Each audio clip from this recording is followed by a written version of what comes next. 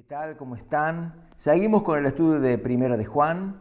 Terminamos en el versículo 17 del capítulo 2, como dije, y hablamos un poco acerca de no amar al mundo ni las cosas que están en el mundo. Quería antes de seguir con el versículo 18, aclarar algunas cosas con respecto al hecho de no amar al mundo, no aferrarse al mundo. No es que seamos ultra ortodoxos y que no nos juntamos con el mundo, ¿ok? Tenemos contacto, di el ejemplo del aceite y el vinagre que pueden estar en el mismo recipiente, pero no se unen, no hay una amalgama, ¿ok? Entonces, por ejemplo, vamos derecho a lo que quiero aclarar. Uno estudia secularmente con libros seculares, valga la redundancia.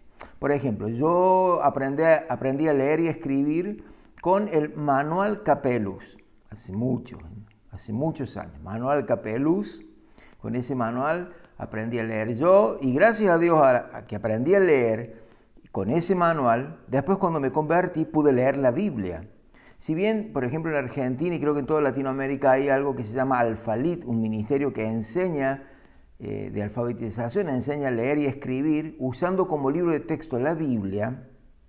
No estamos diciendo que los niños tienen que ir a la escuela y solamente estudiar la Biblia, o como algunos ultra ortodoxos de otros siglos educaban a sus hijos en sus casas porque no querían que tuviesen contacto con el mundo. Sí que se debe como padre, se debe ver la currícula, los temas que se van a tratar en la escuela, por ejemplo, la ideología de género y todas esas cosas que un padre tiene que estar atento en estos tiempos.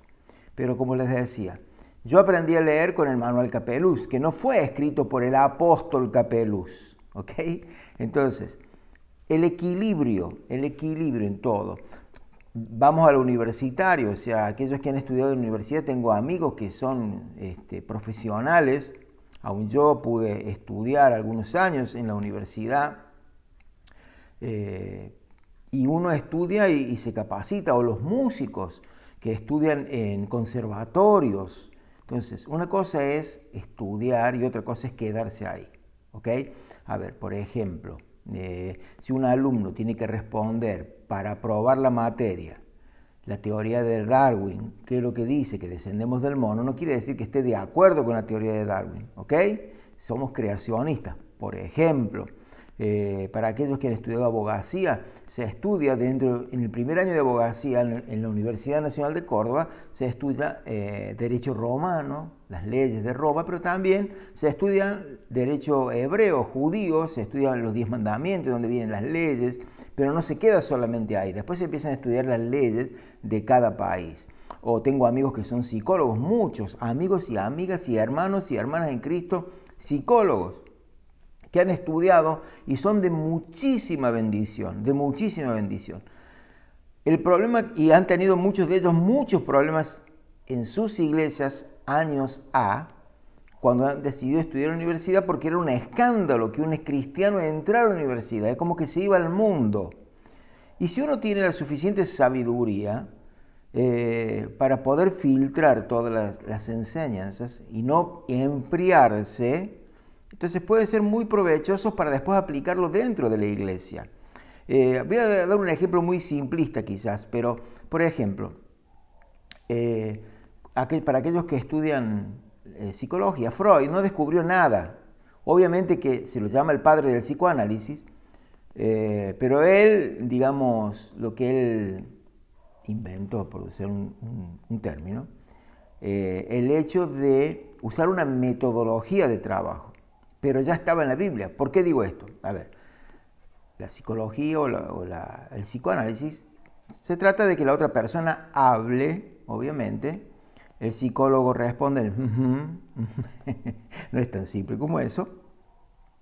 Pero, digamos, eso ya está en la Biblia. Jesús dijo, si vos querés saber qué es lo que hay dentro del corazón de una persona, déjalo que hable.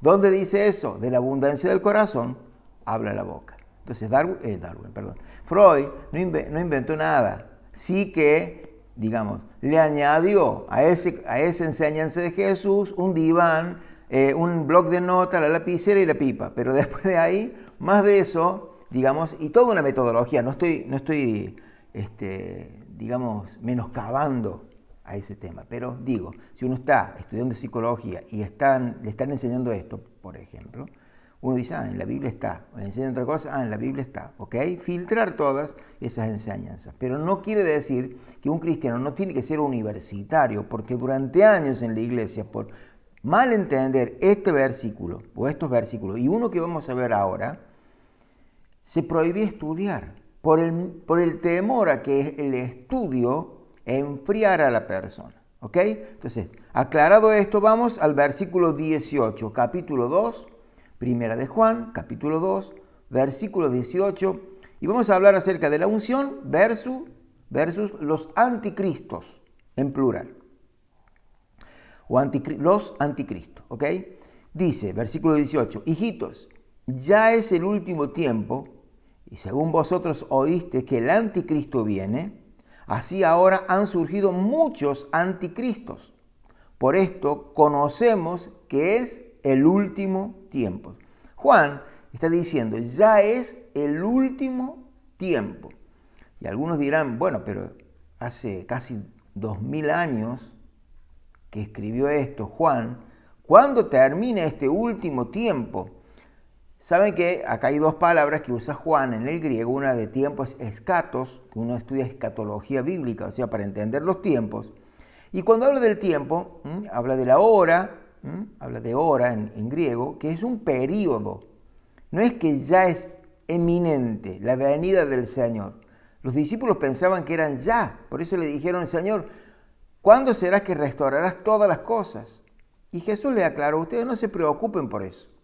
Le dio algunas señales que se están cumpliendo en este tiempo, pero no se deben preocupar tanto, ustedes hagan la voluntad de Dios. O sea, que estamos en el último periodo de tiempo. Son 2000 años casi. Para Dios un día es como 1000 años y 1000 años como un día, ¿ok? Ahora, ¿cómo podía discernir entonces Juan que era el último periodo de tiempo? Por la presencia de estos anticristos.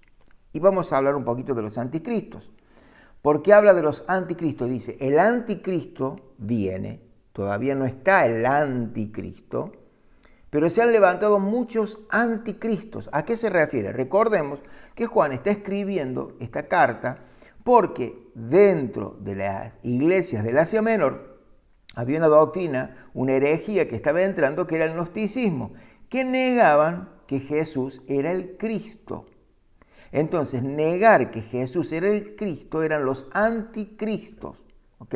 A ellos se refieren, negar que Jesús era el Cristo. Ya lo he dicho en otros videos anteriores acerca de algunas doctrinas que pensaban que Jesús no tenía un cuerpo real porque ellos creían que el cuerpo era malo, así que el Cristo ocupó el cuerpo del Jesús hombre por un periodo de tiempo que fue desde el bautismo de Jesús hasta la crucifixión.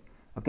Entonces, Juan está diciendo, como se están levantando estos anticristos que niegan que Jesús es el Cristo, él podía discernir que era una señal del último tiempo, ¿okay? Pero el último periodo de tiempo. Versículo 19 dice, salieron de nosotros estos anticristos, estos que están negando que Jesús era el Cristo, estaban dentro de la iglesia, pero no eran de nosotros, porque si hubiesen sido de nosotros, habían permanecido con nosotros, pero salieron para que se manifestase que no todos son de nosotros. Salieron para que se manifestase que no todos son de nosotros. Así que recordemos entonces esto, el diablo se estaba metiendo dentro de la iglesia a través del gnosticismo, sembrando esta doctrina. Estaban en la iglesia, pero no eran. Estaban, pero no eran. O sea, traigámoslo a este tiempo. Hemos dicho que nosotros vamos a ver este estudio bíblico con una óptica que es, primero, el contexto histórico. ¿A quién estaba escribiendo Juan y por qué? Los gnósticos. La mente que tenía Juan. Juan era un hebreo, un judío que hablaba arameo y hebreo y escribía en griego. ¿Ok? Y a través de eso vamos a también hacer una aplicación hoy. Así que esta gente, dice Juan, que están metiéndose en la iglesia estaban, pero no eran. ¿Cuál es la aplicación que podemos dar hoy? Estar en un lugar, pero no tener la visión. Estoy, pero no estoy. Estoy, digamos, porque, no sé, por conveniencia, por lo que fuese. Algunos pueden estar dentro de una congregación buscando explotar su propio ministerio basándose en otro, pero no como, digamos, queriendo apoyar un ministerio y después Dios abrirá la puerta para que el ministerio personal, como tenemos muchos anexos en Rey de Reyes, les llamamos anexos a las misiones, que tenemos hermanos que han estado de discípulos hijos espirituales, siguen siendo hijos espirituales y han abierto sus propias congregaciones cuando Dios ha marcado el tiempo. ¿Okay? Entonces, ellos fueron fieles, teniendo la misma visión y hoy están replicando la visión en los lugares en los que están. Pero en este caso particular, Juan está hablando de gente que está, pero no está con la misma visión. O sea, en la iglesia nosotros tenemos que tener unidad, pero no uniformidad. Esto lo he explicado y lo he enseñado muchas veces en Rey de Reyes. O sea, uno como pastor pretende de que haya unidad, todos tengamos la misma visión, vamos hacia el mismo lado. No uniformidad, no es que todos pensemos igual, porque también eso, digamos, el tener diversidad de pensamientos enriquece una visión. Uno tiene una visión, tiene un plan, una misión para cumplir esa visión, pero en esa misión se enriquece con el aporte de tu punto de vista, ¿ok? Que el punto de vista no significa cambiar la visión a donde vamos. Ahora, ¿por qué Juan entiende esto? Simplemente porque si hubiesen tenido la misma visión, dice Juan, hubiesen permanecido con nosotros. O sea, yo entiendo, dice Juan, que esta gente no tenía la misma visión que nosotros, porque si hubiesen tenido la misma visión, hubiesen permanecido. Y esto es importante tener en cuenta. Esto es importante tener en cuenta en este tiempo, 2022 que estoy grabando este video. Después del 2020, ahora, dentro de la iglesia ha habido, por el efecto de la pandemia y justamente por el efecto de YouTube y todas las redes sociales, que por ahí el hecho que los pastores nos hemos tenido que dedicar a transmitir las reuniones porque no se podían hacer presenciales, ha provocado que muchas personas tomaran su propia visión y dijeron, si el pastor predica por video en las redes sociales, ¿por qué no lo puedo hacer yo? Y abrieron sus propias iglesias virtuales, en algunos casos. Ahora, Juan dice, me doy cuenta, puedo discernir que esta gente estaban con nosotros, pero no eran de nosotros, porque si hubiesen sido de nosotros, hubiesen permanecido.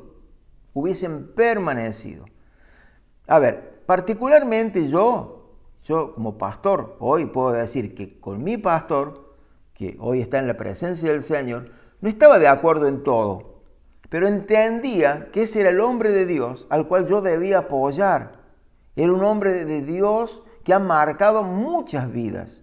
Y a pesar de que yo en algunas cosas no estaba de acuerdo, no quiere decir que por el hecho de que yo no estaba de acuerdo tenía la razón también.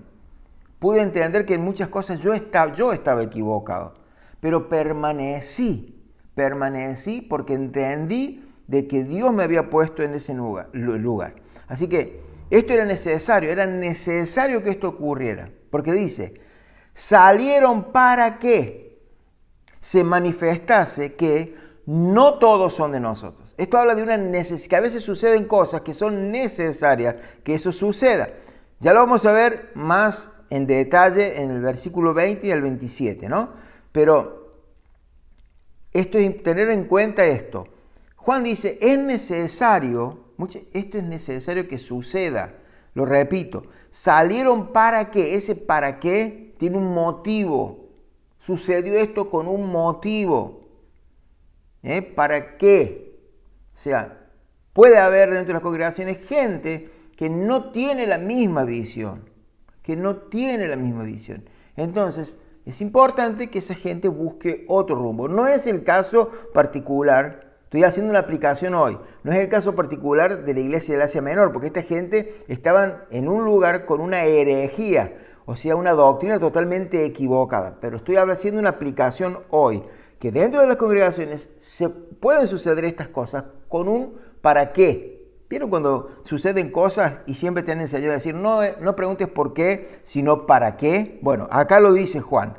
Salieron para que se manifestase qué se tenía que manifestar, para que se pudiera ver. La palabra manifestarse es revelarse. Es como, bueno, ahora estamos, digamos, en otra era, en el sentido de que con las fotografías ahora son todas digitales, pero en la época mía, se sacaban fotos en un rollo, había que llevarlo, esa foto estaba escondida dentro de un rollo, y se llevaba a un lugar, ¿para qué? Para que se revelara y se pudiera ver realmente la imagen.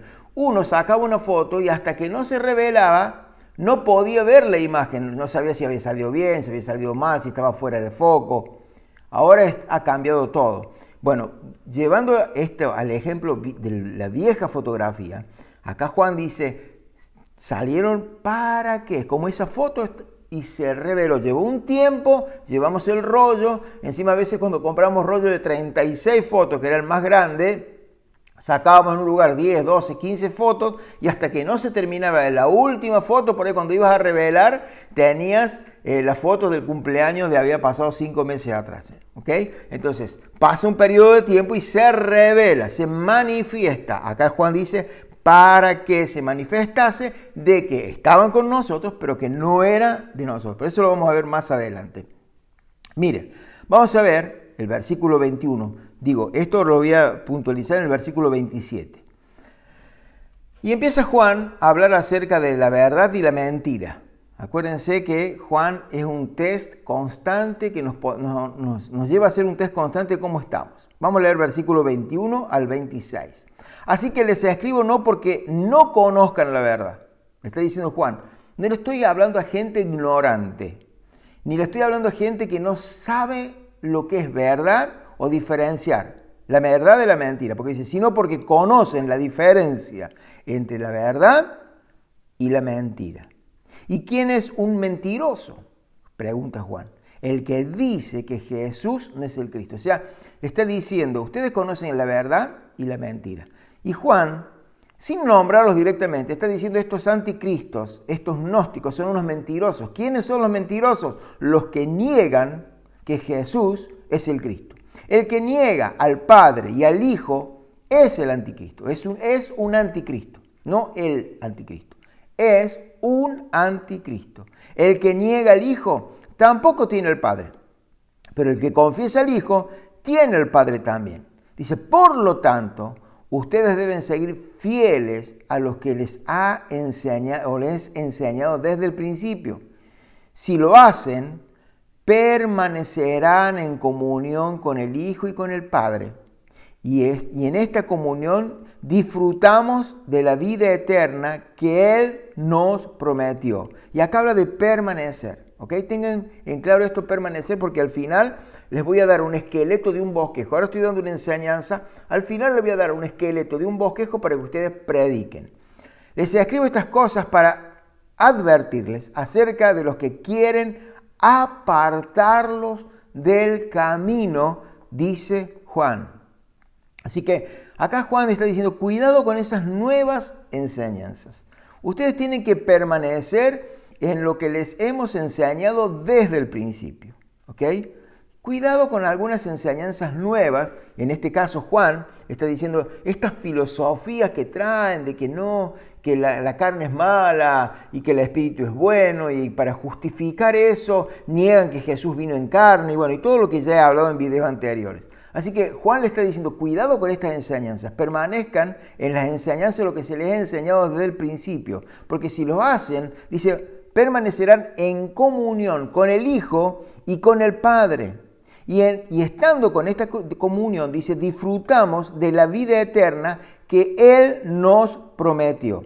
Cuidado. A ver, con esta enseñanza nueva digo, puedo traer como ejemplo algunas sectas en el mundo, como el mormonismo. John Smith, él como Charles Russell de los Testigos de Jehová, los dos pasaron por la misma etapa. Empezaron a buscar de Dios y decían que todas las iglesias estaban equivocadas. Entonces, estoy uniendo los dos en un solo punto, ¿ok? No quiero entrar en detalles, pero es como que dijeron, Señor, mostrame cuál es la iglesia. Y aparece el ángel Morón y aparece otro ángel y le dicen, no, están todas las iglesias equivocadas, yo te voy a dar la revelación justa. Y aparecen todas estas herejías. Lo mismo pasó con el gnosticismo, ¿ok? Entonces, cuidado. Y también quiero que, para ser justo, cuidado con los ultraortodoxos. Como que está todo escrito. Por ejemplo, después de Juan no hubo más profetas, así que no hay más profecía. Después del libro de Hechos ahí se cerró todo. No, tampoco eso. No estoy diciendo eso. No estoy diciendo que se cerró todo, de que ya no hay sanidades, de que las sanidades fueron para otros tiempos, que los profetas fueron para otros tiempos, que los apóstoles hoy no existen. No estoy hablando de eso. Estoy diciendo que hay que ser equilibrados, ¿ok? Equilibrados en todo. Ahora, versículo 20 dice, y el 27 lo vamos a leer los dos, porque quiero entrar en un detalle muy importante, que se une con la introducción y con esto que acabo de decir. Versículo 20 dice, pero vosotros tenéis la unción del Santo y conocéis todas las cosas.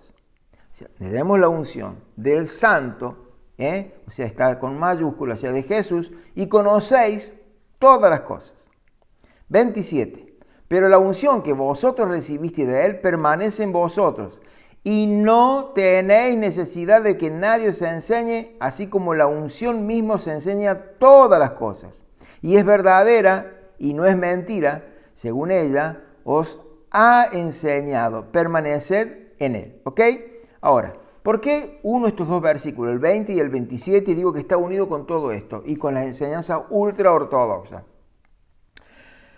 Ante este panorama de conflicto con la herejía, Juan quiere llevar un poco de tranquilidad diciendo, no se preocupen por saber específicamente quiénes son los anticristos, quiénes son los mentirosos.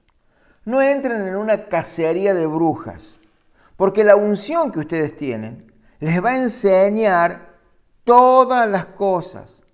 Lo que se les ha enseñado o se les enseñaba desde hace, acuérdense que esta iglesia tenía más de 40 años. ¿Por qué digo esto? Hace mucho tiempo atrás se enseñaba en las iglesias, a mí me lo habían enseñado, y me prohibían ir a un instituto bíblico porque, basado en este versículo, se olvidaban de todo el contexto histórico y por qué Juan había escrito de que la unción te va a enseñar todas las cosas. Entonces me decían, ¿para qué vas a ir al instituto bíblico? Ponete a orar y ayunar, busca más de la unción de Dios y la unción te va a enseñar todas las cosas. Eso tenía su costado bueno. ¿Por qué? Porque me enseñaron a ayunar, a orar. Yo me acuerdo que era de la época donde yo en mi casa agarraba un colchón y me lo llevaba a la iglesia y me internaba en la iglesia 3 días. Norma, mi esposa, estuvo 7 días dentro de la iglesia una vez ayunando y orando, buscando el rostro de Dios. Y no solamente esto, este versículo de Juan lo unían con 2 Corintios 3:6, que dice, el cual asimismo nos hizo ministros competentes de un nuevo pacto, no de la letra, sino del espíritu, porque la letra mata, mas el espíritu vivifica. Entonces se tomaba, la unción te va a enseñar todas las cosas, y si estudias mucho la Biblia, la letra te mata, mas el espíritu vivifica. Y eso era un error, porque también en este caso se sacaba del contexto el versículo bíblico de 2 Corintios 3:6, porque ahí está hablando acerca de la comparación entre la era o la gracia y la ley, que en la gracia vos te podés arrepentir de tus pecados y se te perdona, y bajo la ley, por más que uno se arrepintiera, cuando uno pecaba le hacían un monolito de piedras arriba. Hay una versión, nueva traducción viviente de esta 2 Corintios 3:6 que dice, Él nos capacitó para que seamos ministros de su nuevo pacto. Este no es un pacto de leyes escritas, sino del Espíritu. El antiguo pacto escrito termina en muerte, pero de acuerdo con el nuevo pacto, el Espíritu da vida. ¿Ok? Entonces, por eso digo, uniéndolo con la introducción de no ir a estudiar al mundo y los problemas que había aquellos que querían estudiar en la universidad, y aún dentro de la iglesia, muchas iglesias prohibían estudiar en un instituto bíblico porque la letra mata, mas el espíritu vivifica. Y eso es un error. Dios no va a permitir que se escriba la Biblia para después matarte espiritualmente a través de ella. Obviamente que así como aquellas personas que van a estudiar en la universidad y permiten que esas enseñanzas filosóficas le cambien la cabeza y se enfríen, también sucede que si uno se mete a hacer, no sé, mire, hay teólogos que ni creen en Dios. También puede ser contraproducente que una persona se meta en eso y se meta tanto en la letra que se olvide de la parte espiritual también. Pero no es una cuestión, ya no es culpa de Dios, es culpa del corazón de cada uno. Ahora, vamos terminando entonces con Primera de Juan, versículos 28 y 29, lo leo. Y ahora, queridos hijos, permanezcan en comunión con Cristo para que, cuando Él regrese, estén llenos de valor y no se alejen de Él avergonzados.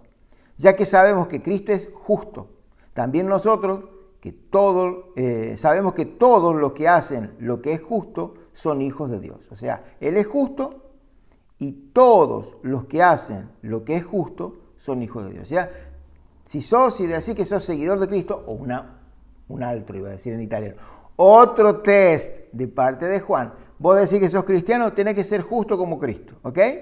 Entonces, para terminar, ahora les voy a dejar una tarea. ¿Cuál es la tarea? Y lo vamos a ver también en el capítulo 3, una palabra muy importante que es permanecer. Juan empieza diciendo, si ellos hubiesen sido de nosotros, hubiesen permanecido en nosotros. Entonces, en el versículo 24, lo voy a leer de nuevo, dice, lo que habéis oído desde el principio, permanezca en vosotros. Si lo que habéis oído desde el principio permanece en vosotros, también vosotros permaneceréis en el Hijo y en el Padre. Entonces, aquí le voy a dar este sermón, yo le voy a dar el esqueleto y después cada uno de ustedes hace su tarea, lo llena. Es más, si ustedes quieren, en sus redes sociales, en su Facebook, en su Instagram, en su canal de YouTube, quieren hacer un pequeño videíto y después compartirlo en los comentarios. El link también lo pueden hacer, ¿ok? Entonces yo le voy a dar. Juan nos enseña a permanecer. ¿En qué? Primero, permanecer en la palabra. Primera de Juan, capítulo 2, versículo 24. Sepa que cada punto tiene que estar fundamentado con un versículo, porque ahí dice que tenemos que permanecer, como ya he leído, en la palabra. Segundo, debemos permanecer en la unción. Versículo 24. Pero la unción que vosotros recibiste de Él permanece en vosotros y no tenéis necesidad de que nadie os enseñe, así como la unción misma enseña todas las cosas y es verdadera y no es mentira, según ella os ha enseñado, permaneced en Él. Así que dice, pero la unción que vosotros recibiste de Él permanece en vosotros. ¿Y cómo permanece la unción en nosotros? Les tiro algunas ideas, después ustedes lo tienen que desarrollar orando, ayunando, lectura de la palabra. ¿Cómo permanece la unción en nosotros? Tercero, permanecer en Cristo. Versículo 28 dice, y ahora, hijitos, permaneced en Él, para que cuando Él se manifieste tengamos confianza, para que en su venida no nos alejemos de Él avergonzados. ¿Ve que dice permaneced en Él? Ya voy a seguir desarrollando en el capítulo 3 esto, pero permaneced en Él, le voy a dar una idea. Segunda de Corintios 5, 17. De modo que si alguno está en Cristo, no en la iglesia. Permaneced en Él, no en la iglesia.